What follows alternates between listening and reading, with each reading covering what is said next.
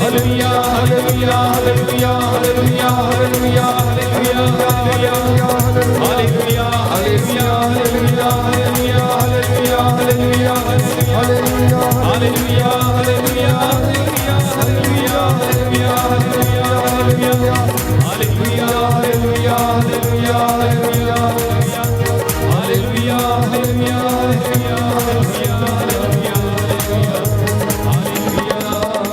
धन्यवाद यीशु, तेरी आराधना हो। Hallelujah, hallelujah. यीशु की स्तुति हो, यीशु की स्तुति यीशु हो। को धन्यवाद, यीशु को धन्यवाद। पिता ईश्वर की स्तुति हो, पिता ईश्वर की पिता स्तुति ईश्वर हो। को धन्यवाद, पिता ईश्वर को धन्यवाद। पवित्र आत्मा की स्तुति हो, पवित्र आत्मा की पवित्र स्तुति हो। आत्मा को धन्यवाद। पवित्र आत्मा को धन्यवाद। हे प्रभु यीशु, हे प्रभु मैं यीशु, विश्वास करता हूँ मैं विश्वास आप करता हूँ, हमारे बीच में हाजिर हैं। आप हमारे बीच में हाजिर हैं। आपका वादा है आपका वादा है आकाश के नीचे, आकाश के नीचे, धरती के ऊपर, धरती के ऊपर, यदि दो व्यक्ति यदि दो व्यक्ति एक मत होकर एक मत होकर मुझसे कुछ भी मांगेंगे, मुझसे कुछ भी मांगेंगे, मैं उन्हें प्रदान करूंगा। मैं उन्हें प्रदान करूंगा। आपका वादा है आपका वादा जहाँ पर 2 या 3 जहाँ पर 2 या 3 मेरे नाम से एकत्र होंगे, मेरे नाम से एकत्र हो, मैं उनके बीच में मैं उनके बीच हाजिर रहूंगा। हाजिर रहूंगा। हे प्रभु यीशु, हे प्रभु यीशु, आज के इस पवित्र दिन में आज के इस पवित्र दिन में मेरे परिवार पर, मेरे परिवार पर, मेरे जीवन पर दया कीजिए। मेरे जीवन पर दया मैं कीजिए। आपकी आराधना करता हूँ, मैं आपकी आराधना आपकी महिमा गाता हूँ, आपकी महिमा गाता आपकी हूँ, जय जयकार करता हूँ। आपकी जय जयकार करता हूँ। हालेलुया। हालेलुया। हे प्रभु यीशु, हे प्रभु यीशु, आप दयावान हैं, आप दयावान दया हैं, के सागर हैं, दया के सागर चंगा हैं, करने वाले प्रभु हैं। चंगा करने वाले प्रभु आपने हैं। अंधों को आंखें दी, आपने अंधों को आंखें, बहरों को कान दिए, बहरों को कान, गूंगों को वाणी दी, गूंगों को वाणी दी, लंगड़ों को पांव दिए, लंगड़ों को पाँव दिए, अर्धांग रोगियों को चंगा किया। अर्धांग रोगियों को चंगा हे किया प्रभु है। यीशु, हे प्रभु यीशु, हमारी दुर्बलताओं में भी हमारी दुर्बलताओं में हमारी सहायता कीजिए। हमारी सहायता कीजिए। हालेलुया। हालेलुया। हे प्रभु यीशु, हे प्रभु यीशु, मैं तेरे पास आता हूँ मैं तेरे पास अपने आता हूँ, परिवार के साथ, अपने परिवार के मैं साथ, तेरी आराधना करता हूँ। मैं तेरी आराधना करता हूँ। Hallelujah, hallelujah. Hallelujah, hallelujah. Hallelujah. Hallelujah. प्यारे भाइयों और बहनों, अपनी आत्मा को उस परम आत्मा के साथ जोड़ने की कोशिश करना। जितने भी लोग मेरे साथ ऑनलाइन या ऑफलाइन प्रार्थना में जुड़े हुए हैं, इस वक्त परमेश्वर का आत्मा आप सबकी अगुवाई करे, आपके मन, आत्मा, हृदयों पर अधिकार ले। मैं अंधकार की शक्तियों पर प्रभु के वचन और उसके पवित्र लहू के द्वारा अधिकार लेता हूँ। हर एक प्रकार का बंधन आपके परिवार से, जीवन से टूटे, जिससे कि आप लोग ईश्वर की सच्चे हृदय से, सच्ची आत्मा और सच्चे मन से उसकी आराधना कर सकें। बोलिए आमीन। आमीन। हे प्रभु यीशु, हे प्रभु यीशु, मेरे होठों पर, मेरे होठों मेरी पर, जुबान पर, मेरी जुबान मेरी पर, दृष्टि पर, मेरी दृष्टि मेरी पर, श्रवण शक्ति पर मेरी श्रवण शक्ति अधिकार लीजिए, अधिकार लीजिए। अधिकार लीजिए। हालेलुया। हालेलुया। हे प्रभु यीशु, हे प्रभु यीशु, बोल, तेरा दास सुन रहा है। बोल, तेरा दास सुन रहा है। मैं तेरे पास आया हूँ। मैं तेरे पास आया हे हूँ। प्रभु यीशु, हे प्रभु यीशु, अपनी कृपा से अपनी कृपा से मुझे भर दीजिए। मुझे भर दीजिए। Hallelujah, hallelujah. Hallelujah, hallelujah. Hallelujah. Hallelujah. आइए प्रभु का निमंत्रण स्वीकार करें और उसके पास चलें। बाइबल में बताती इब्रानियों का पत्र अध्याय 4 में हम पढ़ते हैं कि आओ हम अनुग्रह के सिंहासन के पास चलें, जिससे कि हमें वहाँ से दया मिले, और ये दया हमारी आवश्यकताओं में हमारी सहायता करेगी। वो कृपा जो हम प्राप्त करेंगे हमारी दुर्बलताओं में हमारी सहायता करेगी। आज का ये दिन पवित्र है, ये हुक्म पर्व का दिन है, ये आदेश पर्व है कि तुम 7वें दिन, विश्राम के दिन, प्रभु के मंदिर में एकत्र होकर उसका धन्यवाद करो। बीते सप्ताह के लिए, बीते दिन के लिए, बीती रात के लिए, एक एक चीज़ के लिए हम प्रभु को याद करें और धन्यवाद दें, और उससे कहें मैं फिर तेरे पास आया हूँ, तेरे पास आता हूँ आशीषों को लेने के लिए, परिवार की तंदुरुस्ती मांगने के लिए, धन्यवाद देने के लिए। सभी प्रकार के संरक्षण आपने मुझे दिए हैं, मैं आपको धन्यवाद देता हूँ। आइए बड़ी भक्ति के साथ इस गीत को हम गाएं, अंगीकार करें कि हम प्रभु के घर में मौजूद हैं। तेरे पास आता हूँ।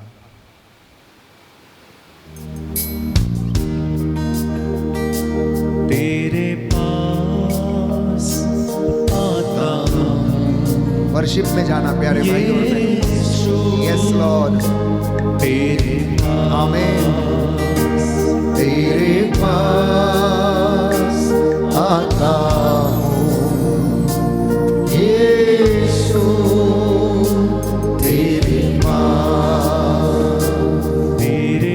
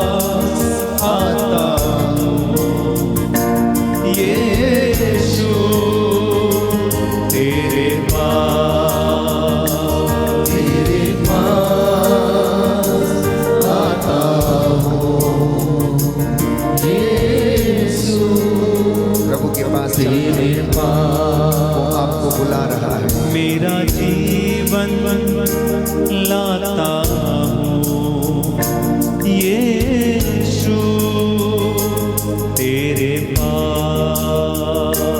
मेरा जीवन लाता हूँ यीशु तेरे पास। यीशु तेरे पास। यीशु तेरे पास। जिनके पास बाइबल है वो खोल लें, जो घुटना टेक सकते हैं टेक लें, जो बैठना चाहते हैं बैठ जाएं। मेरे साथ इस भजन को दोहराना, अपनी प्रार्थना को इस भजन के माध्यम से प्रभु के चरणों में रखना। दाऊद नबी ने इस भजन को गाया और उसने अनुभव किया, मनुष्य क्या है जो तू उसकी सुध ले। वो तो सुबह को खिलती हुई घास के पौधे के समान है, जो सूरज का ताप लगते ही मुरझा जाता है। इसलिए स्तोत्र संख्या 90 में हम दाऊद के द्वारा कहे गए गाए गए इस गीत के माध्यम से हम प्रभु की स्तुति करें, आराधना करें। मेरे पीछे दोहराइएगा। प्रभु तू पीढ़ी दर पीढ़ी हमारा आश्रय बना रहा। प्रभु तू पीढ़ी दर पीढ़ी हमारा आश्रय बना रहा। पर्वतों की सृष्टि के पहले से, पर्वतों की सृष्टि के पहले से, पृथ्वी तथा संसार की उत्पत्ति के पहले से, पृथ्वी तथा संसार की उत्पत्ति के पहले से, तू ही अनादि अनंत ईश्वर है। तू ही अनादि अनंत ईश्वर है। तू मनुष्य को फिर मिट्टी में मिलाते हुए कहता है, तू मनुष्य को फिर मिट्टी में मिलाते हुए कहता है, आदम की संतान लौट जा। आदम की संतान लौट जा। 1000 वर्ष भी तुझे बीते कल की तरह लगते हैं। 1000 वर्ष भी तुझे बीते कल की तरह लगते हैं। वे तेरी गिनती में रात के पहर के सदृश हैं। वे तेरी गिनती में रात के पहर के सदृश हैं। तू मनुष्यों को इस तरह उठा ले जाता है। तू मनुष्यों को इस तरह उठा ले जाता है। जिस तरह सवेरा होने पर स्वप्न मिट जाता है। जिस तरह सवेरा होने पर स्वप्न मिट जाता है। जिस तरह घास प्रातः काल उगकर लहलहाती है। जिस तरह घास प्रातः काल उठकर लहलहाती है और संध्या तक मुरझाकर सूख जाती है। और संध्या तक मुरझाकर सूख जाती है। हम तेरे कोप से भस्म हो गए हैं। हम तेरे कोप से भस्म हो गए हैं। तेरे क्रोध से आतंकित हैं। तेरे क्रोध से आतंकित है। तूने हमारे दोषों को अपने सामने रखा। तूने हमारे दोषों को अपने सामने रखा। हमारे गुप्त पापों को अपने मुखमंडल के प्रकाश में। हमारे गुप्त पापों को अपने मुखमंडल के प्रकाश में। तेरे क्रोध के कारण हमारे दिन मिटते हैं। तेरे क्रोध के कारण हमारे दिन मिटते हैं। हमारे वर्ष आह भरते बीतते हैं। हमारे वर्ष आह भरते बीतते हैं। हमारी आयु की अवधि 70 बरस है। हमारी आयु की अवधि 70 बरस है। स्वास्थ्य अच्छा है तो 80 बरस। स्वास्थ्य अच्छा है तो 80 बरस। हम अपनी अधिकांश आयु कष्ट और दुख में बिताते हैं। हम अपनी अधिकांश आयु कष्ट और दुख में बिताते हैं। हमारे दिन शीघ्र ही बीतते हैं। हमारे दिन शीघ्र ही बीतते हैं। और हम चले जाते हैं। और हम चले जाते हैं। तेरे क्रोध का बल कौन जानता है? तेरे क्रोध का बल कौन जानता है? तेरे क्रोध की था कौन ले सकता है? तेरे क्रोध की था कौन ले सकता है? हमें जीवन की क्षण भंगुरता सिखा, हमें जीवन की क्षण भंगुरता सिखा, जिससे हम में सद्बुद्धि आए। जिससे हमें सद्बुद्धि आए। प्रभु लौट आ, हम कब तक तेरी प्रतीक्षा करें? प्रभु लौटा, हम कब तक तेरी प्रतीक्षा करें? तू अपने सेवकों पर दया कर। तू अपने सेवकों पर दया कर। भोर को हमें अपना प्रेम दिखा, भोर को हमें अपना प्रेम दिखा, जिससे हम दिन भर आनंद के गीत गाए। जिससे हम दिन भर आनंद के गीत गाए। दंड के दिनों के बदले, विपत्ति के वर्षों के बदले, दंड के दिनों के बदले, विपत्ति के वर्षों के बदले, हमको भविष्य में सुख शांति प्रदान कर। हमको भविष्य में सुख शांति प्रदान कर। तेरे सेवक तेरे महान कार्य देखें, तेरे सेवक तेरे महान कार्य देखें, और उनकी संतान तेरी महिमा के दर्शन करे। और उनकी संतान तेरी महिमा के दर्शन करे। हमारे प्रभु ईश्वर की मधुर कृपा हम पर बनी रहे। हमारे प्रभु ईश्वर की मधुर कृपा हम पर बनी रहे। तू हमारे सब कार्यों को सफलता प्रदान कर। तू हमारे सब कार्यों को सफलता प्रदान कर। Hallelujah, hallelujah, hallelujah, hallelujah, hallelujah, hallelujah, hallelujah. Hallelujah. दाहिना हाथ उठाकर मेरे पीछे वचन दोहराएंगे। हालेलुया। हालेलुया। प्रभु का वचन कहता है, प्रभु का वचन कहता है, वीणा बजाते हुए वीणा बजाते हुए प्रभु का धन्यवाद करो। प्रभु का धन्यवाद करो। सारंगी पर उसका स्तुति गान करो। सारंगी पर उसका स्तुति गान करो। प्रभु कहता है, प्रभु कहता है, जो मुझे धन्यवाद का बलिदान चढ़ाता है, जो मुझे धन्यवाद का बलिदान चढ़ाता है, वही मेरा सम्मान करता है। वही मेरा सम्मान करता है। जो सदाचारी है, जो सदाचारी है, मैं उसे ईश्वर के मुक्ति विधान के ईश्वर के मुक्ति विधान के दर्शन कराऊंगा। दर्शन कराऊंगा। Hallelujah, hallelujah, hallelujah. हालेलुया। हे प्रभु ईश्वर, हे प्रभु ईश्वर, मैं गाते बजाते हुए मैं गाते बजाते हुए तेरा नाम धन्य कहूँगा। तेरा नाम धन्य कहूँगा। मैं धन्यवाद देते हुए मैं धन्यवाद देते हुए तेरी महिमा का गुणगान करूँगा। तेरी महिमा का गुणगान करूँगा। हालेलुया। हालेलुया। मैं प्रभु के उपकारों का मैं प्रभु के उपकारों का गीत गाता रहूँगा। गीत गाता रहूँगा। मैं पीढ़ी दर पीढ़ी मैं पीढ़ी दर पीढ़ी उसकी सत्य प्रतिज्ञता उसकी सत्य प्रतिज्ञता घोषित करूँगा। घोषित करूँगा। हालेलुया। हालेलुया। हे प्रभु यीशु, हे प्रभु यीशु, मैं प्रार्थना करता हूँ मैं प्रार्थना करता हूँ मेरे परिवार में, मेरे परिवार में, मेरी संतान के जीवन में, मेरी संतान के जीवन मेरे में, मित्र बंधुओं की जिंदगी में मेरे मित्र बंधुओं की जिंदगी में अपनी कृपा अपनी कृपा प्रकट कीजिए। प्रकट कीजिए। हालेलुया। हालेलुया। हे प्रभु यीशु, हे प्रभु यीशु, जैसे तू अपने नबियों के साथ रहा, जैसे तू अपने नबियों के साथ रहा, हमारे साथ भी रहने की हमारे साथ भी रहने की कृपा कीजिए। कृपा कीजिए। हालेलुया। हालेलुया। आसमान खोल दे, आसमान खोल दे, हे पिता ईश्वर, हे पिता ईश्वर, यीशु के नाम पर यीशु के नाम पर अपनी रूह का मस्सा अपनी रूह का मसा और ताज़ा अभिषेक और ताजा अभिषेक हमें प्रदान कीजिए। हमें प्रदान कीजिए। हालेलुया। हालेलुया। प्रियजनों, जब वर्शिप में हम जाते हैं, स्तुति करते हैं, प्रशंसा करते हैं, गीत गाते हैं, तो आत्मा से भर के गीत को गाना। गाते गाते आप चंगे हो जाएंगे।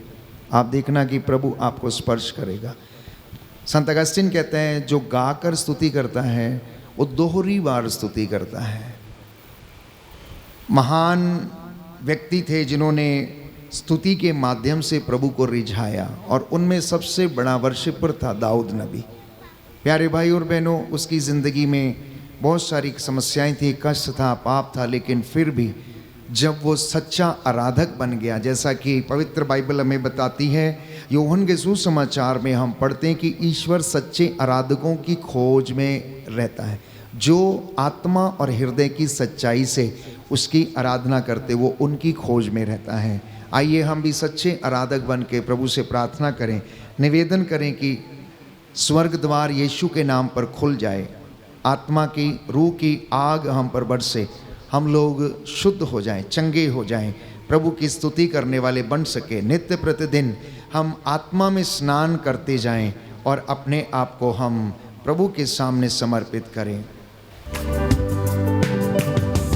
आसमान खोल दे यीशु के नाम से, आसमान खोल दे यीशु के नाम से, आसमान खोल दे यीशु के नाम से, आसमान खोल दे यीशु के नाम से, पाक रूह को आने दे यीशु के नाम से।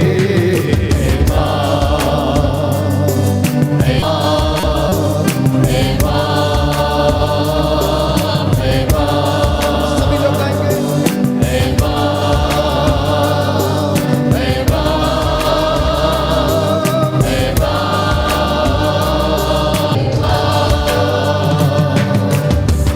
आसमान खोल दे यीशु के नाम से, आसमान खोल दे यीशु के नाम से, पाक रूह को आने दे यीशु के नाम से।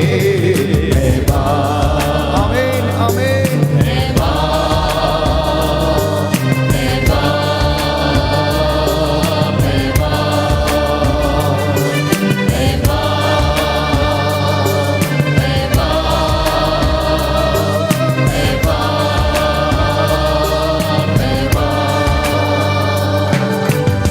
सरों को झुकाते हैं, हाथ उठाते हैं, तेरे चाहने वाले Yes, Lord. तुझको बुलाते हैं।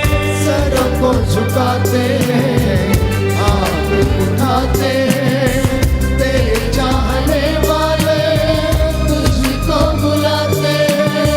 सरों को झुकाते हैं, हाथ उठाते हैं, तेरे चाहने वाले तुझको बुलाते हैं। सरों को झुकाते हैं, हाथ उठाते हैं, तेरे चाहने वाले तुझको बुलाते हैं। बंद दर खोल दे यीशु के नाम से, बंद दर खोल दे यीशु के नाम से, पाक रूह को आने दे यीशु के नाम से।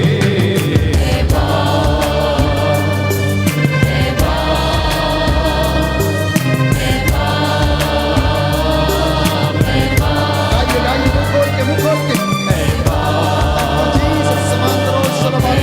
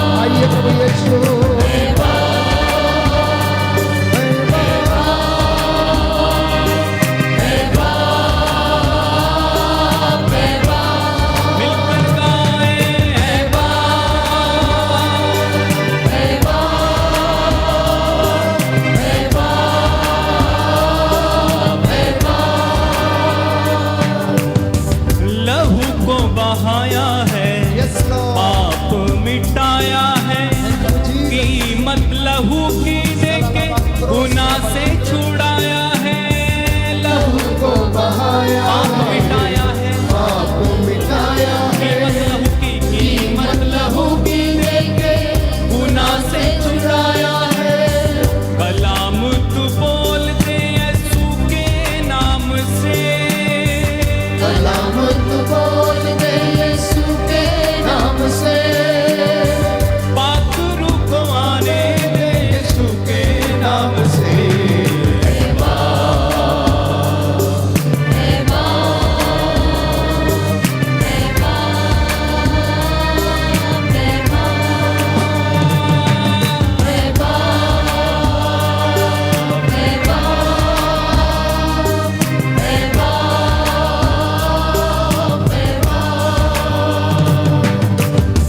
आसमान खोल दे यीशु के नाम से, आसमान खोल दे यीशु के नाम से, पाक रूह को आने दे यीशु के नाम से।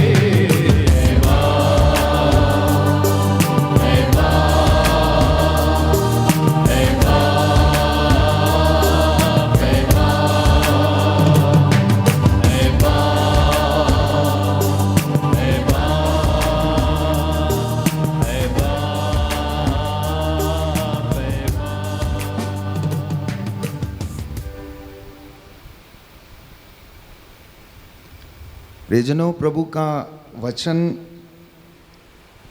हमें बताता है कि मेरी वाणी जो चाहती है वही कर डालती है। मेरी वाणी, पवित्र बाइबल कहती है, जो चाहती है वही कर डालती है। पवित्र बाइबल का पहला संदेश।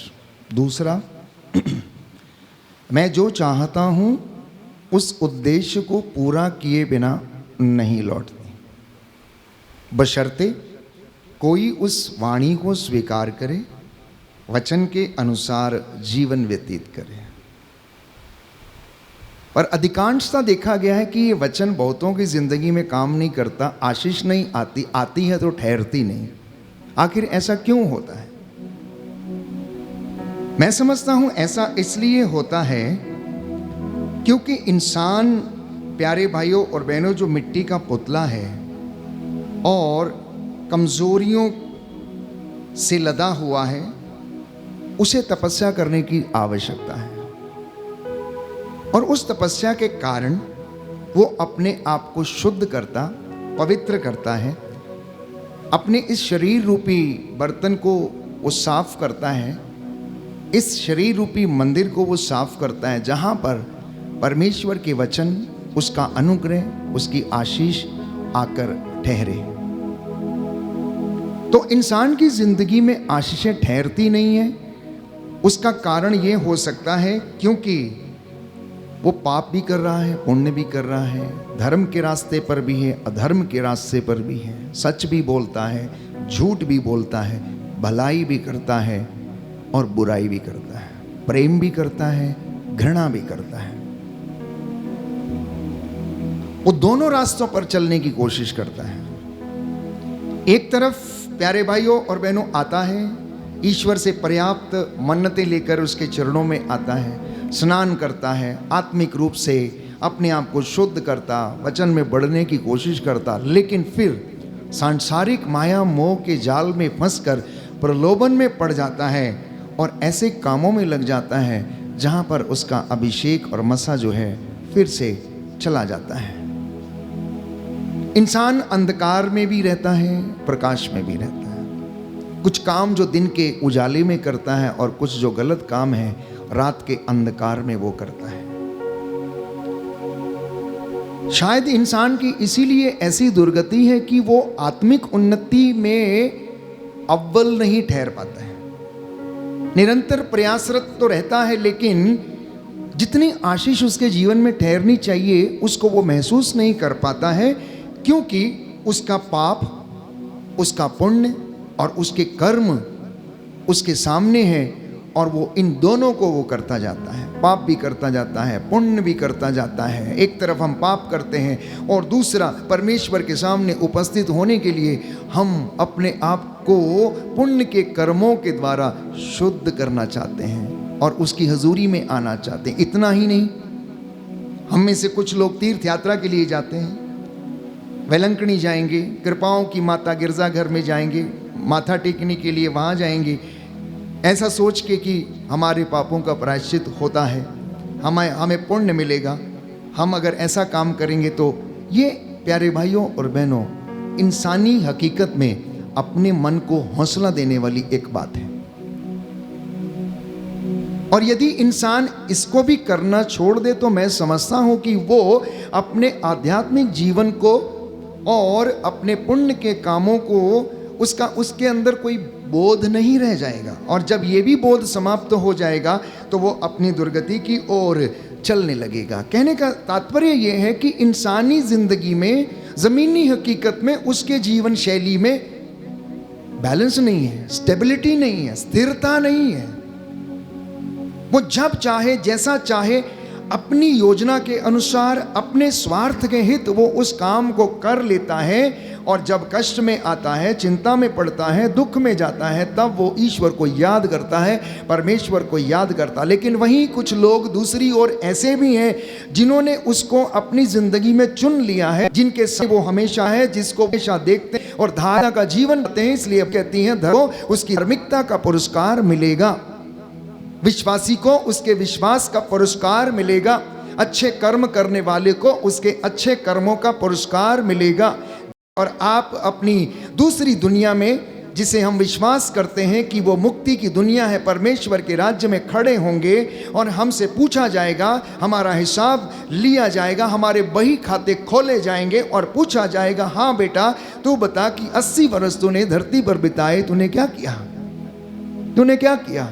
मैंने तुझे 80 वर्ष इस काम को करने के लिए दिए थे, अब मुझे बता मैं तुझे कौन सा इनाम दूं, मैं तेरे कौन से पुण्य कर्मों का इनाम दूं?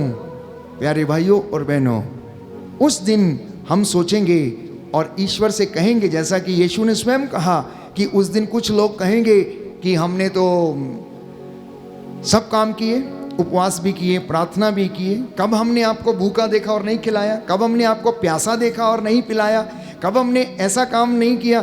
तो वो कहेगा, देखो अगर तुमने किसी छोटे से छोटे व्यक्ति को जो शोषित है, लाचार है, अपने आप में कुछ नहीं कर सकता, यदि उसको एक गिलास ठंडा पानी भी नहीं पिलाया तो वो तुमने मुझे भी नहीं पिलाया। लेकिन अगर कोई काम तुमने मेरे नाम पर उसके लिए कर दिया तो समझना कि तुमने मेरे लिए वो काम किया है, तुमने मेरे लिए वो काम किया है। प्यारे भाइयों और बहनों, आज का ये वचन मेरे और आपके लिए प्रेरणा स्रोत है, प्रेरणादायक वचन है कि अगर मेरी और आपकी ज़िंदगी में आशीषें ठहरनी है तो मुझे और आपको कुछ ऐसे कामों को करने की आवश्यकता है जो हमारी इस ज़मीनी हकीकत में, इंसानी ज़िंदगी में हमें करना अनिवार्य है। तभी हम आत्मिक ज़िंदगी में भी और स्वर्ग के राज्य में भी उस पुरस्कार को हम प्राप्त कर पाएंगे। Hallelujah, hallelujah, hallelujah, hallelujah. हे प्रभु यीशु, हे प्रभु यीशु, मैं विश्वास करता हूँ मैं विश्वास करता आप मुझसे बातें कर रहे हैं। आप मुझसे बातें कर रहे हैं। Hallelujah, hallelujah. हे प्रभु यीशु, हे प्रभु यीशु, आपके वचन आपके वचन आत्मा और जीवन है। आत्मा और जीवन इन है। वचनों के द्वारा इन वचनों के द्वारा मेरे जीवन में मेरे जीवन में शांति आ जाए, शांति आ जाए, चंगाई आ जाए। चंगाई आ जाए। हालेलुया। हालेलुया। अब मैं आपसे कह रहा हूं कि कुछ ऐसे कामों को आप करते जाएं। हम में से बहुत से लोग आश्चर्यचकित रहते हैं, फादर जी क्या करें, कैसे करें? इस दुनिया में बेइंतहा कष्ट है, दुख है, शोषण है, हत्या है, चोरी है, अनेक प्रकार की भिन्नता है, लड़ाई झगड़े हैं, धोखा है, फरेब है, दुख है, बीमारी है, अपंगता है। हमें ऐसा लगता है कि पूरा जमाना जो है बीमार सा पड़ा हुआ है। पृथ्वी जैसे प्रसव पीड़ा के दौरान महिला कराती है, वो करा रही है, लाखों व्यक्तियों का खून बह रहा है। धरती पुकार पुकार कर इन लोगों के लिए न्याय की पुकार कर रही है कि इन लोगों को न्याय मिले, जो निर्दोष मारे गए, जो निर्दोष जिनका रक्त बहा दिया गया है। प्यारे भाई और बहनों, धरती पुकार पुकार कर परमेश्वर को पुकारती है और इनके लिए न्याय की गुहार लगा रही है कि प्रभु इनके लिए न्याय का प्रबंध कर। जो निर्दोष मारे गए हैं, जो धोखाधड़ी, झूठ, फरेब और इस प्रकार की अनेक बातों के शिकार हो गए, तो इस ऐसी परिस्थिति में जबकि सब कुछ हमें विषम सा लगता है, प्रभु यीशु हमें हौसला देता है। वचन हमें हौसला देता है, निराश मत हो, ढारस रखो। मैंने तुम्हारे आंसुओं को देखा है, मैंने अपनी प्रजा के कष्टों को देखा है। मैं जानता हूं कि शैतान शेर के समान दहाड़ते हुए विचरता फिरता है, ढूंढता रहता है कि किसको खाए, लेकिन मैंने तुम्हारे लिए प्रार्थना किया है। पेतरुस से कहा, पेतरुस मेरी बात ध्यान से सुनो, शैतान को तुम्हें गेहूं की तरह फटकने का अधिकार मिला है। यदि पेतरुस को, प्यारे भाइयों और बहनों, जो यीशु की संगति में रहता था, उसे अगर शैतान को गेहूं की तरह फटकने का अधिकार मिला, तो आप जो और मैं साधारण मनुष्य हैं, पेतरुस के जैसे, क्या हम बच पाएंगे? यीशु कहता, लेकिन मैंने तेरे लिए प्रार्थना की है, मैंने तेरे लिए प्रार्थना किया है, और जब तू सही रास्ते पर आएगा तब मेरी प्रजा की अगुवाई करना, तब मेरे बच्चों को संभालना, तब मेरी प्रजा को संभालना, उनके आगे चलना, उनका अगुवा बनना।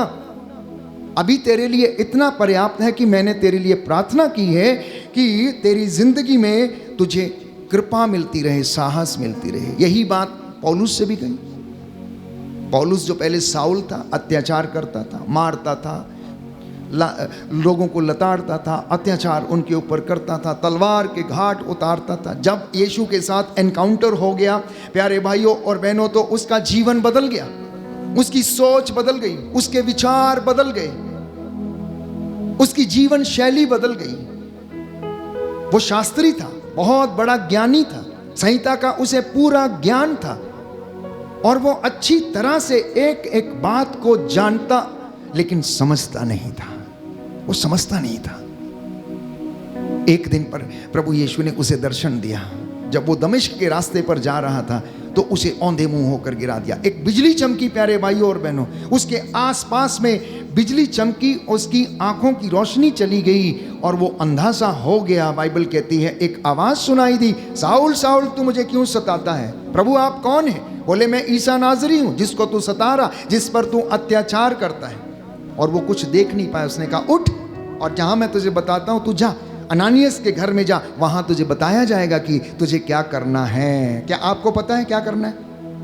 क्या मुझे पता है कि हमें अपने जीवन में क्या करना है? आप पारिवारिक गृहस्थी का जीवन जीते हैं, क्या आपको अपने परिवार के विषय में पता है? प्रभु ने कभी आपको बताया है? शायद हमारा एनकाउंटर अभी तक प्रभु के साथ नहीं हुआ, शायद हमारा एनकाउंटर इस वचन के साथ नहीं हुआ, शायद इस वचन को हमने, पवित्र शास्त्र के वचनों को जिन्हें हम सुनते और पढ़ते हैं, अभी उन्हें डाइजेस्ट नहीं किया है, वो हमें पचे नहीं है। हमने ऊपर ऊपर से उसका स्वाद लिया है। जब ये वचन हमारे जिंदगी में, हमारे घर में घर कर जाते हैं, प्यारे भाइयों और बहनों, आपका और मेरा जीवन जो है खुद ब खुद बदल जाता है, खुद ब खुद बदल जाता है। बोलो आमीन, हालेलुया, यीशु की स्तुति हो, यीशु को धन्यवाद, यीशु की आराधना हो, यीशु की महिमा हो, यीशु को धन्यवाद। हे प्रभु यीशु, मेरे जीवन में, मेरे परिवार में, अपने वचन के द्वारा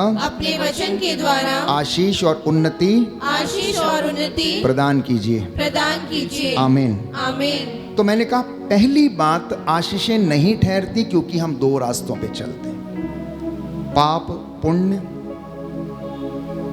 प्रेम घृणा, भलाई बुराई, अंधकार में प्रकाश में, और दोनों रास्तों पे हम चलते हैं। आशीष आती है लेकिन ठहरती नहीं, क्योंकि हम दूसरी ओर बुराई में फंस जाते हैं। दूसरा कारण जो आशीष हमारी जिंदगी में नहीं ठहरती और प्रभु हमें देना चाहता, विश्वास की कमी। याद कीजिए बेथानिया में जब यीशु गया, लाजर के घर में गया, क्योंकि लाजर जवान था, और किसी घर में अगर जवान बेटा मर जाए तो उस घर के लोगों की हालत कैसी होगी। उसकी दो बहनें थी, मार्था और मरियम, बेचारी बहुत दुखी हो गई, बहुत दुखी हो गई। यीशु अक्सर उनके घर में आया जाया करता था, वचन सुनाया करता था, और उनसे स्वाभाविक है कि वो उनसे बातें किया करता था। उनको ढारस देता था, लेकिन फिर भी मार्था जो थी कमज़ोर पड़ गई, विश्वास में कमज़ोर पड़ गई और कहने लगी, गुरुवर यदि आप यहाँ होते तो मेरा बेटा नहीं मरता। तो यीशु ने जवाब क्या दिया, मार्था क्या मैंने तुझसे नहीं कहा कि अगर मुझ में विश्वास करेगी तो तू ईश्वर की महिमा देखेगी? तूने उसे कहाँ रखा है? बोले कोई फायदा ही नहीं। बोले क्यों फायदा क्यों नहीं? क्या तू मुझ में विश्वास नहीं करती? चल मुझे लेके चल, मुझे दिखा के रखा कहाँ है। क्योंकि वो उसका मित्र था, वो उसे प्यार करता था, बेहद प्यार करता था। और अगर यीशु ने कहीं आंसू बहाए तो ये लाजरस की कब्र के ऊपर जाकर उसने आंसू बहाए।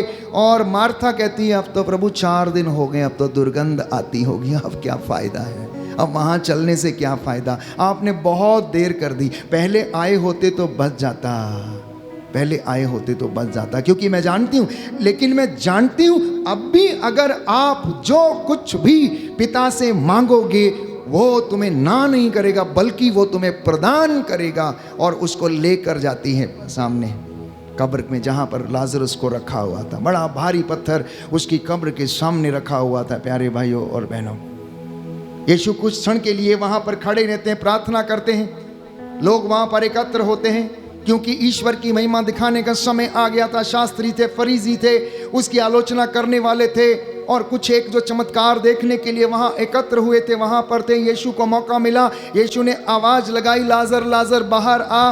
और लाजर बाहर आ गया। लोगों से कहा पत्थर हटाओ, लोगों ने पत्थर हटा दिया। अब मेरा एक सवाल, जैसे मैं हमेशा बार बार पूछता हूँ कि यीशु मसीह जो मुर्दों में जान डाल सकता, क्या पत्थर नहीं हटा सकता था? क्या पत्थर नहीं हटा सकता था? अगर वो आदेश देता पत्थर हट जा तो हट जाता।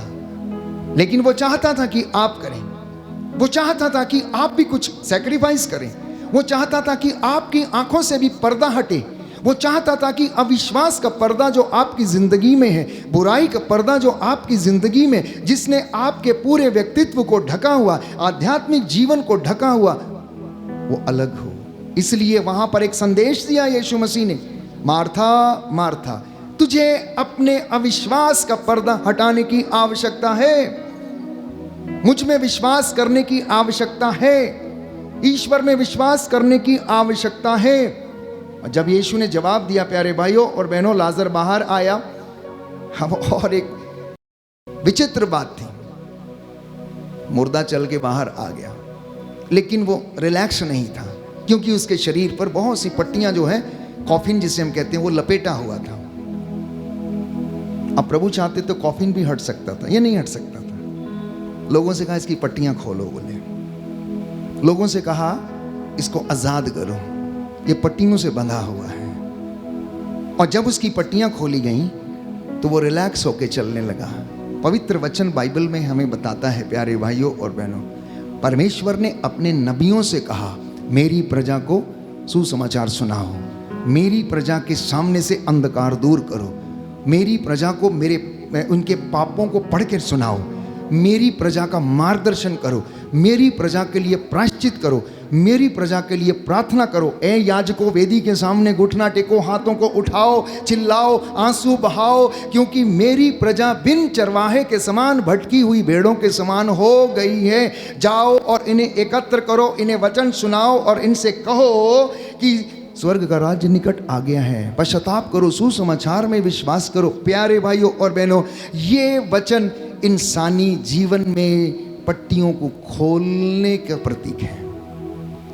जब एक याजक, जब एक प्रचारक आपको वचन सुनाता है, या आप वचन को पढ़ते हैं या सुनते हैं और उसको सुनने के बाद अपने जीवन से अंधकार को या बुराइयों को या बंधनों से आप आज़ाद होते हैं, तो प्यारे भाइयों और बहनों, आप बहुत ज़्यादा अपने आप को फ्री महसूस करते हैं, आत्मा में आप बढ़ने लगते हैं और अभिषेक आपकी ज़िंदगी में आने लगता है। तो दूसरा कारण ये है कि आशीष हमारी ज़िंदगी में नहीं ठहरती या आती है और चली जाती है, तो इसलिए क्योंकि हम अपने विश्वास में परिपक्व नहीं हैं, हम विश्वास में कमज़ोर पड़ जाते हैं, हम हिल जाते हैं, विषम परिस्थितियों में, दुख में घबराने लगते हैं। चेले समुद्र में नाव खे रहे थे, नाव खेते खेते बाइबल हमें बताती समुद्र में एक बहुत बड़ा तूफान आया। यीशु नाव में दुम्बाल में तकियां लगाए हुए सो रहे थे और चेले बड़ी मेहनत कर रहे थे, इतनी मेहनत कर रहे थे, वायु प्रतिकूल थी, उल्टी दिशा से चल रही थी, पानी की लहरें इतनी ऊंची उठ रही थी कि नाव डूबने डूबने को हो गई।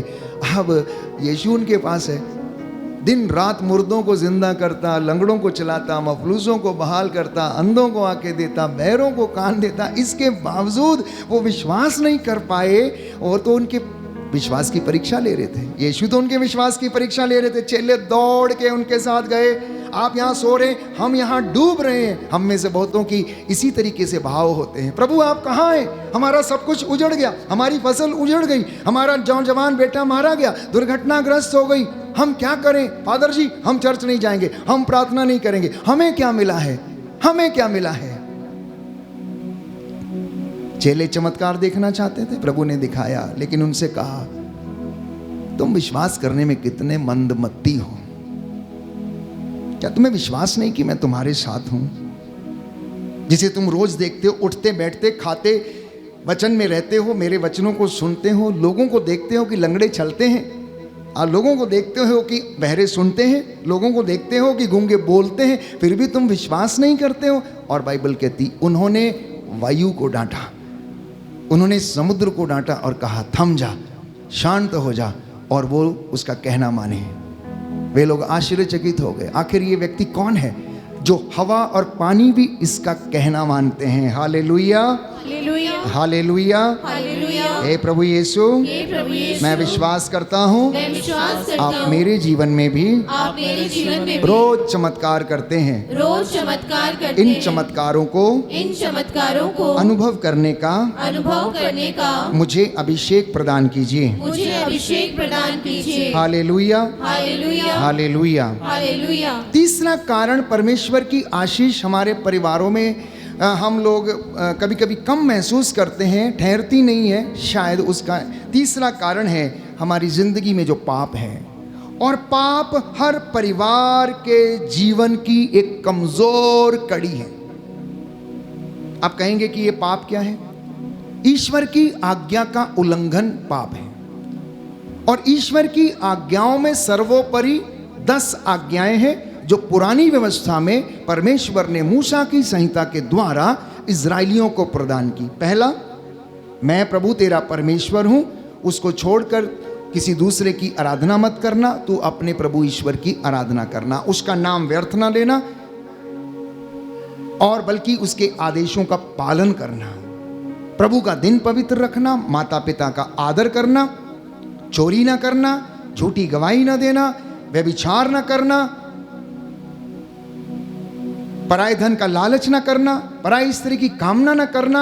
ये आज्ञाएं प्यारे भाइयों और बहनों, अगर इंसान अपनी जिंदगी में इनके खिलाफ कोई भी काम करता है तो वो पाप की श्रेणी में आता है और उसके लिए हमें प्रायश्चित करने की आवश्यकता है। काम जो मैं और आप करते हैं, पुण्य के काम जो करते हैं प्रियजनों, वो हमें तसल्ली देता है कि हम शुद्ध हो गए हैं और हम साफ हो गए। लेकिन जब हम परमेश्वर के सामने आकर घुटना टेककर आत्मा और हृदय की सच्चाई से माफ़ी मांगते हैं, उपवास और प्रार्थना के द्वारा हम प्रभु को समर्पित होकर अपने पूरे खानदानी पापों और पापों के लिए प्रायश्चित करते हैं, तो वो स्वीकार्य होता है। तो जब तक आप इस पाप को इजाज़त ना दें, वो आपके घर में प्रवेश नहीं कर सकता है। इसको मैंने आपको बहुत बार समझाने का प्रयास किया। अगर हेवा शैतान को इजाजत ना देती कि वो उसके घर में आए या अदन वाटिका में आए, तो शायद वो पाप कभी नहीं होता जो हेवा ने कर लिया। हेवा ने उसके साथ बातें की, कॉन्वर्सेशन किया, बुराई से बात किया। शैतान जो पाप का मूल कारण है, जो सरदार है, उससे बात किया और उसने अपने प्रलोभन में उसको फंसाया। और प्यारे भाइयों और बहनों, वो उसमें डूब गई और हेवा ने वो फल खा लिया, ईश्वर की आज्ञा का उल्लंघन कर दिया। क्योंकि ईश्वर ने कहा था सारे पेड़ों के फल खा सकते हो, तुम इस पेड़ का फल नहीं खाओगे, क्योंकि ये जीवन का वृक्ष है, ये जीवन और मृत्यु का वृक्ष है। प्यारे भाइयों और बहनों, इसी संदर्भ मैंने कई मर्तबा ये भी पूछा, कई लोगों को लगता है कि शैतान ने आकर फल खिलाया। शैतान ने तो उसे बहकाया और क्या बोला उसको, देखो तुम मरोगे नहीं, प्रभु जानता है तुम नहीं मरोगे, बल्कि तुम उसके जैसे हो जाओगे। अब हेवा इतनी नादान है, बाइबल कहती है कि परमेश्वर ने जब उनको बनाया तो अपने प्रतिरूप बनाया। वो ऑलरेडी ईश्वर के प्रतिरूप थे, ईश्वर का मसा उनके पास था, ईश्वर का तेज, उसकी महिमा, पवित्रता उनके पास थी, लेकिन फिर भी वो क्या वासनाओं के तहत भटक गई, कुछ और बड़ा करने की सोचने लगी, कुछ और अच्छा दिखने की सोचने लगी, कुछ जिंदगी में और प्राप्त करने की सोचने लगी।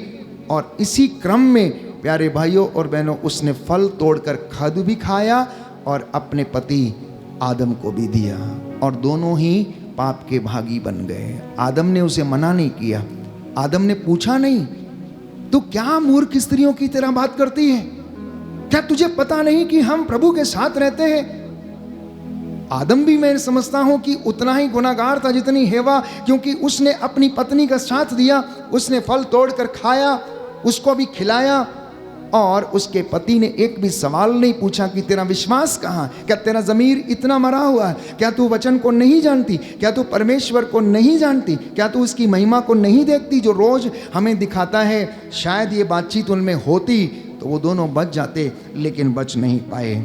हर पाप प्यारे भाइयों और बहनों शैतान को निमंत्रण देता है, बच्चों की ज़िंदगी में, परिवारों की ज़िंदगी में, दंपतियों की ज़िंदगी में, किसी भी व्यक्ति की ज़िंदगी में जो कि भलाई के काम कर रहा है या सेवा में है या कहीं पर, अगर वो प्रलोभन में पड़ता है तो वो पाप को निमंत्रण अपनी ज़िंदगी में देता है। इसलिए हमें सावधान रहने की आवश्यकता है। अगर हम अपना बुरा जीवन नहीं छोड़ते, अपने जीवन को नहीं बदलते, तो हमारी ज़िंदगी में आशीष कभी भी नहीं ठहरेगी। Hallelujah, hallelujah, hallelujah, hallelujah. Yeshu की स्तुति हो, यीशु की स्तुति हो, यीशु को धन्यवाद, यीशु को धन्यवाद, यीशु की आराधना हो, यीशु की आराधना, यीशु की महिमा हो, यीशु की महिमा, यीशु को धन्यवाद। यीशु को धन्यवाद। एक सुंदर गीत है, हम गाते हैं, नाजरत के राजा तेरी महिमा हमें दिखा जा। हम भी प्रभु से कहें कि जैसे बेथानिया में तूने अपनी महिमा दिखाई थी, हमारे इस घर में भी, हमारी इस पल्ली में भी, हमारे इस गांव में, शहर में अपनी महिमा दिखा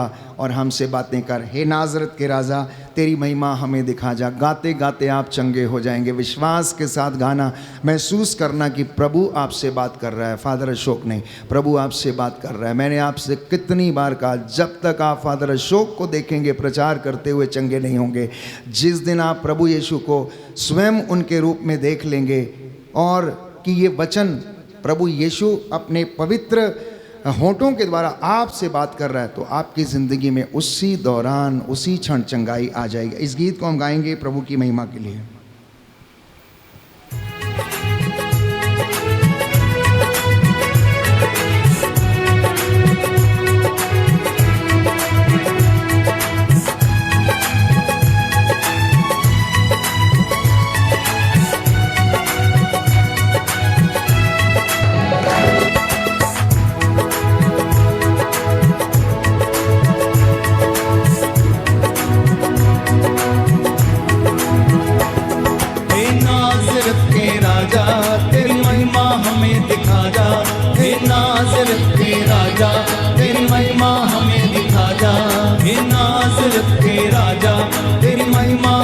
दिखा जा यीशु नासरी, मेरे यीशु नासरी, यीशु नासरी, मेरे यीशु नासरी, यीशु नासरी, मेरे यीशु नासरी।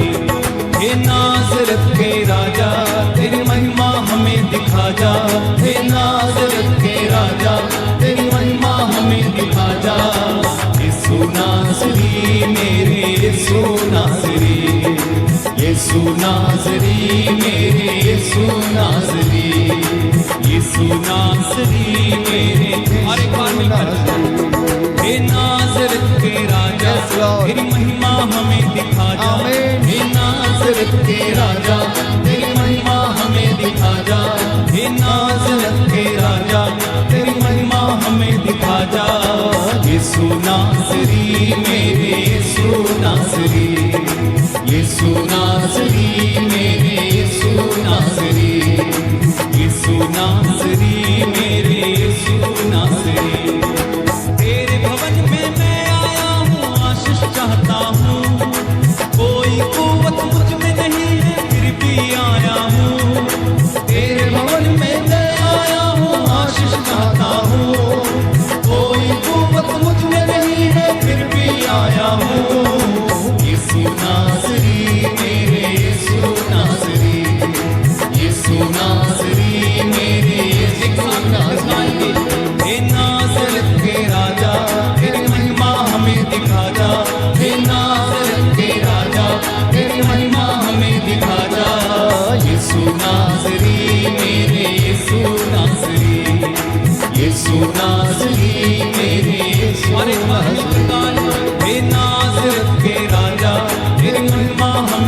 दिखा जा, हे नासरत के राजा, तेरी महिमा हमें दिखा जा।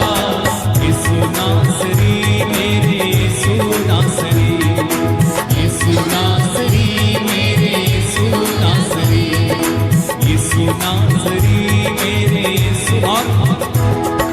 जलती झाड़ी में मूसा को दर्शन तूने दिया, वृद्धावस्था में मूसा से अद्भुत काम लिया। जलती झाड़ी में मूसा को दर्शन तूने दिया, वृद्धावस्था में मूसा से अद्भुत काम लिया। जलती झाड़ी में मूसा को दर्शन तूने दिया, वृद्धावस्था में मूसा से अद्भुत काम लिया। यीशु नासरी मेरे यीशु नासरी, यीशु नासरी मेरे यीशु नासरी। हे नासरत के राजा, तेरी महिमा हमें दिखा जा, हे नासरत के राजा, तेरी महिमा हमें दिखा जा। यीशु नासरी मेरे यीशु नासरी, यीशु नासरी मेरे। बार बार हमारे पास, हे नासरत के राजा, तेरी महिमा हमें दिखा जा, हे नासरत के राजा, तेरी महिमा हमें दिखा जा। यीशु नासरी मेरे यीशु नासरी, यीशु नासरी मेरे यीशु नासरी। इस दुनिया में तू आया था मुझे बचाने को, चुना है तूने मुझको अपनी रूह से भरने को। इस दुनिया में तू आया था मुझे बचाने को, चुना है तूने मुझको अपनी रूह से भरने को। इस दुनिया में तू आया था मुझे बचाने को, चुना है तूने मुझको अपनी रूह से भरने को। यीशु नासरी मेरे यीशु नासरी, यीशु नासरी मेरे यीशु नासरी। हे नासरत के राजा, तेरी महिमा हमें दिखा जा, हे नासरत के राजा, तेरी महिमा हमारे कारवां। हे नासरत के राजा, तेरी महिमा हमें दिखा जा। यीशु नासरी मेरे यीशु नासरी, यीशु नासरी मेरे यीशु नासरी, यीशु नासरी मेरे। प्रियजनों, इंसान 4 तरीके का जीवन जीता है। ध्यान से सुनना अभी। पहला पारिवारिक जीवन, दूसरा सामाजिक जीवन, तीसरा धार्मिक जीवन और चौथा व्यक्तिगत जीवन। ये 4 प्रकार के जीवन हैं जिसमें हम रोजमर्रा की जिंदगी में टहलते फिरते हैं। पारिवारिक जीवन जिसे सब लोग देख सकते हैं, आपके मम्मी पापा भाई बहन बच्चे, आप किसी से बच नहीं सकते, सब कुछ उनके सामने है। सामाजिक जीवन, आप समाज में हैं। आजकल सोशल मीडिया के माध्यम से आप सोशल प्लेटफॉर्म से हैं, वहाँ पर भी आप नहीं बच सकते। कोई भी आपको देख सकता है, आपको सुन सकता है, सब चीज़ें। धार्मिक जीवन, आप मंदिर में आते हैं, चर्च में आते हैं, जाते हैं, किस तरीके से इबादत करते हैं, माथा टेकते हैं, आप चढ़ावे चढ़ाते हैं, क्या दान पुण्य करते हैं, सब कुछ दिखता है। परंतु एक चौथे प्रकार का जीवन है जो व्यक्तिगत है। उसे केवल 2 लोग देखते हैं, एक परमेश्वर और दूसरा उसका एडवर्सरी, उसका शत्रु शैतान। आपके व्यक्तिगत जीवन पर, आपके व्यक्तिगत विचारों पर, आपकी व्यक्तिगत भावनाओं पर, प्यारे भाइयों और बहनों, इन 2 लोगों की नजर रहती है।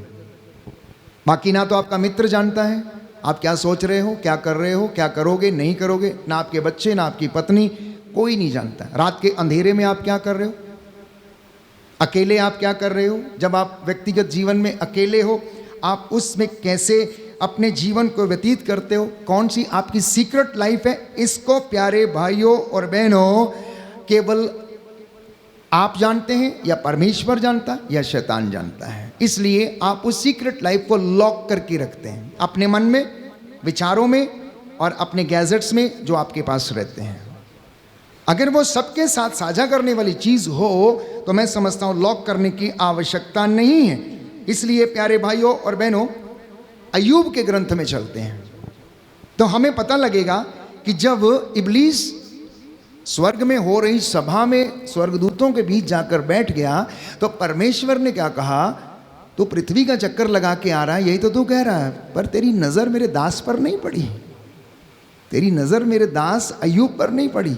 उसने क्या कहा, उसने कहा तेरा हाथ जो उसके ऊपर है, मेरी नजर उसके ऊपर कैसे पड़ सकती। अब देखिए, अय्यूब धरती के ऊपर, परमेश्वर स्वर्ग में है, अय्यूब को वो देख रहा है कि अय्यूब के जैसा कोई नहीं है, वो कितनी धार्मिकता के साथ जीवन जीता है, कितना उसका जीवन अच्छा है, और वो शैतान से कह रहा है कि तू चक्कर लगा के आया, अच्छा तो मेरे दास पर तेरी नजर नहीं पड़ी क्या। कहता तेरा हाथ उसके ऊपर है, मेरी नजर उसके ऊपर कैसे पड़ सकती, तू अपना हाथ हटा और फिर देख के कि मैं उसके साथ क्या करता हूं।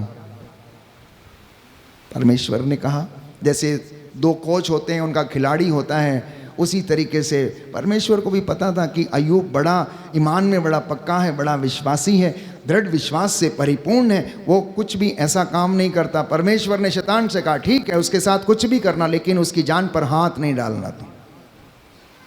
और बाइबल कहती है इब्लीस उसकी जिंदगी में आया, सब कुछ तहस नहस कर डाला, सब कुछ उसका लुटा दिया, उसके गाय बैल भेड़ बकरियां ऊंट, उसकी गधियां, उसके सैनिक, यहां तक कि उसके बच्चे भी मौत के घाट उसने उतार दिए। और उसकी पत्नी आकर उससे कहने लगी अब तो दुआ प्रार्थना बंद कर दो, अब कुछ होने वाला नहीं, सब कुछ लुट गया है। लेकिन अय्यूब ने आखिरी क्षणों में भी यही कहा, क्या मूर्ख स्त्रियों की तरह बात करती है, परमेश्वर ने दिया था, परमेश्वर ने ले लिया, नंगा माता के गर्भ से आया था, नंगा वापस जाना है, जो उसका था उसने ले लिया, हमारा इसमें है ही कुछ भी नहीं है।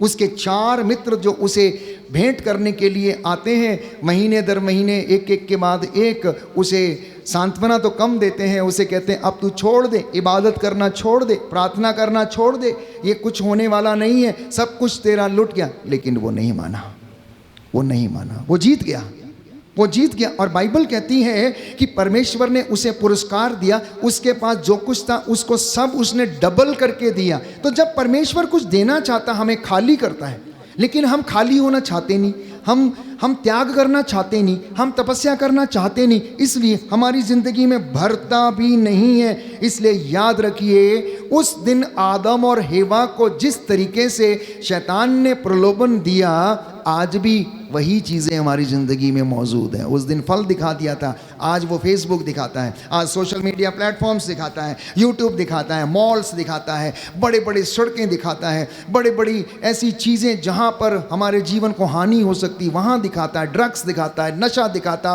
कैबरे दिखाता, रेव पार्टीज दिखाता है प्यारे भाइयों और बहनों। और रात के उस अंधेरे में, काली रातों में क्या होता है वो सब कुछ दिखाता है। और नौजवान बेटे और बेटियां बच्चे उससे बचे हुए नहीं हैं। प्रलोभन आपके सामने। इसलिए पवित्र बाइबल निर्गमन ग्रंथ में लिखता है, पवित्र वचन विधि विवरण ग्रंथ में लिखता है कि जो मैं तुम्हारे सामने जीवन और मृत्यु दोनों रख रहा हूं, तुम चुनो किसको चुनना चाहते हो। मृत्यु चुनोगे मृत्यु मिलेगी, जीवन चुनोगे जीवन मिलेगी। जो वचन मैं तुम्हें आज सुना रहा हूं वो तुम्हारे चौखटों पर, तुम्हारी दीवारों पर, घर की दीवारों पर लिखे होने चाहिए, माथे पर शिरोबंद की तरह और तुम्हारे बाजुओं पर ताबीज की तरह ये वचन अंकित हो जाएं, ताकि तुम सोते बैठते उठते यात्रा करते समय, भोर को जागते समय, रात को घर लौटते समय इनका तुम मनन चिंतन किया करो, क्योंकि ये वचन आत्मा और जीवन है। इन पर तुम्हारा जीवन निर्भर है। ये निरे शब्द नहीं है, ये आपको आत्मिक उन्नति और आत्मिक जीवन देने वाले वचन है प्यारे भाइयों और बहनों। आपके शरीर को ताकत क्या देता है? केवल रोटी आपके शरीर को ताकत देती है और उससे जो विटामिन्स आपको मिलते हैं, लेकिन आपके पूरे तन मन बदन और आपके ज़मीर को जो ताकत देता है वो आपकी सोच, आपके विचार, आपकी भावनाएं और वो पवित्र वचन, उसकी कृपा, उसका अनुग्रह, उन वचनों के द्वारा जो हमारी ज़िंदगी में बहता है प्यारे भाइयों और बहनों, वो हमें मिलता है। आखिरी शब्दों में मैं आपके साथ कुछ वचन साझा करना चाहता हूँ कि अगर हम अपने आप को अपने जीवन में अपने सारे कामों को प्रायोरिटाइज करें, प्रभु के वचनों को प्रथम स्थान दें अपने घर में, तो बाकी की चीज़ें बैलेंस हो सकती हैं। एक चेले ने अपने गुरु से पूछा, गुरु जी मुझे बताइए दुखों का कारण क्या है, मैं समझ नहीं पाता हूँ कि दुख क्यों आता है मेरी ज़िंदगी में। तो उन्होंने कुछ इस तरीके से जवाब दिए कि सांसारिक चीज़ों पर आसक्ति ही हमारे दुखों का कारण है, अपेक्षा ही हमारे दुखों का कारण है। और उसे कुछ उदाहरण उन्होंने दिए। सब दुखों का कारण मैं और मेरे बंधन है, उसके गुरुजी ने उससे कहा। और उसने कहा एक व्यक्ति था, पेड़ को पकड़कर उसके ऊपर चिपक गया और चिल्लाने लगा कि मुझे छुड़ाओ, मुझे बचाओ, मुझे छुड़ाओ, मुझे बचाओ। और गुरु शिष्य वहाँ से जा रहे थे। जब वो जा रहे थे तो शिष्य बोला, गुरुजी इसकी मदद कीजिए।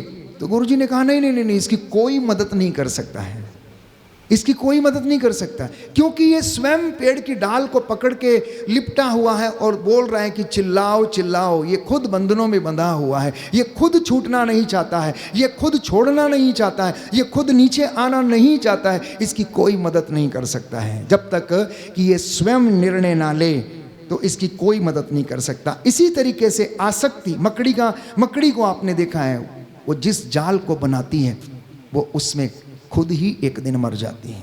आपने देखा होगा कभी, अपने घर में देखना, मकड़ी का जाला, मकड़ी एक छोटे से तार से, लार से एक जाला बनाती है और कुछ दिन के बाद जब उसका जीवन समाप्त होता है तो उसी में मरी हुई मिलती है आपको, उसी में मरी हुई मिलती है। शिकार भी अपना उसी में करती है, लेकिन उसका जीवन भी प्यारे भाइयों और बहनों उसी में समाप्त हो जाता है और वो मर नहीं पाती। इसीलिए आसक्ति का एक दूसरा बहुत अच्छा उदाहरण है, मधुमक्खी को देखा है आपने प्यारे भाइयों और बहनों, जो शहद बनाती है और उस शहद में दूसरी मक्खियाँ आती हैं, भिनभिनाती हैं, वो स्वाद लेकर उड़ती हैं और चली जाती हैं, उड़ती हैं और चली जाती हैं। लेकिन जो मक्खी 2-3 सेकंड 4 सेकंड से ज़्यादा उसके ऊपर बैठती है वो उसी में क्या करती है, चिपक जाती है और निकल नहीं पाती है।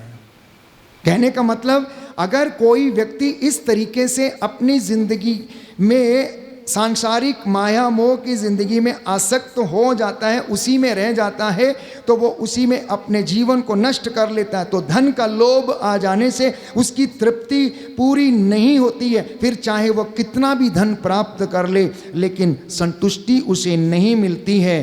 तो इसलिए एक सुंदर दोहा है, जब आवे संतोष धन तब सब धन धूलि समान। तो परमेश्वर जब हमारी जिंदगी में संतोष रूपी धन जब हमें देता, जब वो आ जाता है, बाकी का सारी चीज़ें प्यारे भाइयों और बहनों हमें धूल के समान लगती हैं। याद करिए पौलुस क्या कहता है, याद करिए पौलुस क्या कहता है, कह रहा संसार की इन चीज़ों की जो बातें हैं, मैं मसीह के क्रूस को क्या देता हूँ, गौरव देता हूँ, आदर देता हूँ, और मैं उसकी तुलना में संसार की सारी चीज़ों को कूड़ा समझता हूँ। कहता है कूड़ा समझता हूँ। अब मुझ में मैं नहीं बल्कि मसीह जीवित है, उसकी शिक्षा मुझ में जीवित है, उसका प्रेम मुझ में जीवित है जो मुझे प्रेरित करता है। इसलिए धन का मोह, लालच सब बुराइयों की जड़ है। तो व्यक्ति को एहसास हुआ कि मेरे सारे दुखों की जड़ जो है वो आसक्ति है, अटैचमेंट है। अटैचमेंट चाहे वो रिश्ते का हो, चाहे चीज़ों का हो, चाहे व्यसनों का हो, चाहे किसी बुरी लत का हो या किसी भी चीज़ का, अगर वो उसमें आसक्त हो गया तो उसे दुख मिलना जो है वो प्यारे भाइयों और बहनों संभव है, उससे उसको कोई भी हटा नहीं सकता। तो व्यक्ति ने पूछा तो इससे निवारण का उपाय बताइए गुरुजी, इससे निवारण का उपाय बताइए। तो उन्होंने उसे जवाब दिया, अपने मन को मोह और वासना से ऊपर उठाना और उसे प्रेम और संतोष से भर देना। ये उसका उपाय है, ये उसका उपाय है। जिसके हृदय में प्रेम है, दया है, संतोष का दीपक जलता है, प्रज्वलित हो गया है, उसके मन से मोह, वासना, लोभ, ईर्ष्या, अंधकार प्यारे भाइयों और बहनों दूर हो जाएगा और ईश्वर उसकी ज़िंदगी में प्रवेश कर उसे आशीष प्रदान करेगा। आज के वचन जो आपने सुने हैं आपको आशीष प्रदान करें, अनुग्रह प्रदान करें। यह समय होगा, इस वक्त हम चंगाई के लिए प्रार्थना करेंगे। प्रभु आप लोगों को हर प्रकार के बंधनों से आज़ाद करे। कुछ क्षण मौन हो जाएं, अपने अपने परिवारों को, संतानों को, पति पत्नी एक दूसरे को समर्पित करें, अपने बुजुर्गों को समर्पित करें और विशेष रूप से धन्यवाद दें परमेश्वर को कि उसने हमसे बातें की हैं। अपनी प्राथमिकताओं को जो बिगड़ी हुई हैं सही करें, परमेश्वर को प्रथम स्थान दें, पवित्रताई का जीवन जीने का कोशिश करें, 10 हुक्मों के पालन करने की कोशिश करें, अन्याय की संपत्ति से अपने घर को बर्बाद ना करें, बुरे विचारों से अपने इस सुंदर मन को, आत्मा को बर्बाद ना करें। कुछ क्षण मौन होकर हम प्रार्थना करें, प्रभु हमें आशीष दे और उसकी कृपा हमारे जीवन पर बरसे। आमीन। प्रभु हमें बुला रहा है, यदि हम भटके हुए हैं तो उसकी आवाज़ को सुने और उसके पास चलें। लौट आ, लौट आ, लौट आ। प्यारे भाइयों और बहनों, हम एक दूसरे के लिए प्रेरणा स्रोत बन जाएं। प्रभु का ये वचन हमारी ज़िंदगी में हमें अनुग्रह और शांति प्रदान करे। इस गीत के माध्यम से हम प्रभु की आवाज़ को सुने और अपने आप को उसके चरणों में समर्पित करें। लौट आ, लौट आ। तू आजा घर लौट आ बेटे घर लौट आ। तू आजा घर लौट आ बेटे घर लौट आ। दुनिया की भीड़ में क्यों खो रहा, मिलेगा कुछ भी ना फल जो हो रहा। दुनिया की भीड़ में क्यों खो रहा, मिलेगा कुछ भी ना फल जो हो रहा। तू आजा घर लौट आ बेटे घर लौट आ। तू आजा घर लौट आ बेटे घर लौट आ। लौट आ, लौट आ, लौट आ, लौट आ। प्रार्थना करें, प्रार्थना करें। लौट कर आए, प्रायश्चित करते हुए। लौट आ, लौट आ, लौट आ। मैं ढूंढूं उस भीड़ को जो खो गई,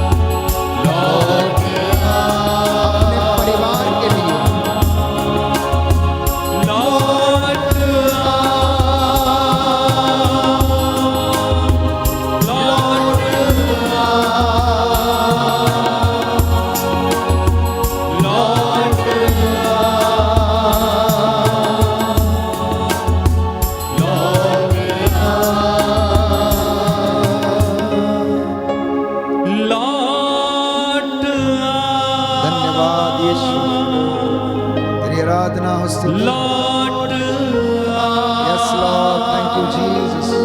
प्रार्थना करें, प्रार्थना करें, करते जाएं प्यारे भाइयों और बहनों।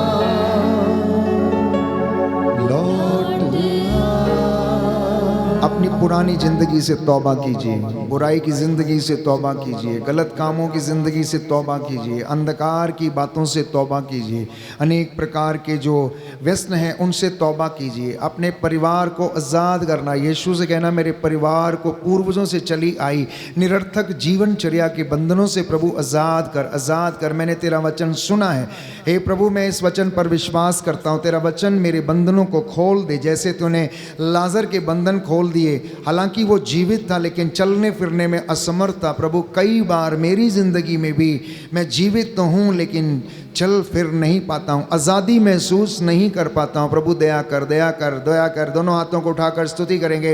Hallelujah, hallelujah, hallelujah, hallelujah, hallelujah, hallelujah, hallelujah. धन्यवाद यीशु, तेरी आराधना और स्तुति हो, जय जयकार हो। अपने इन बच्चों को स्पर्श कर, मसा कर, तेरी रूह का ताज़ा अभिषेक इनके ऊपर उतरे। हे प्रभु यीशु, जो बीमार हैं, रोगी हैं, उनको चंगाई प्रदान कर। Hallelujah, hallelujah. बंधन टूटे। Yes Lord, I claim the deliverance and healing in the name of Jesus. तेरे लहू की आग उतरे, जो चल फिर नहीं सकते हैं प्रभु यीशु उन पर तेरा अनुग्रह उतरे। जो मृत्यु शैया पर हैं, रोग शैया पर पड़े हुए, उनको हिम्मत और सांत्वना दे। Hallelujah, hallelujah, hallelujah, hallelujah, hallelujah, hallelujah, hallelujah.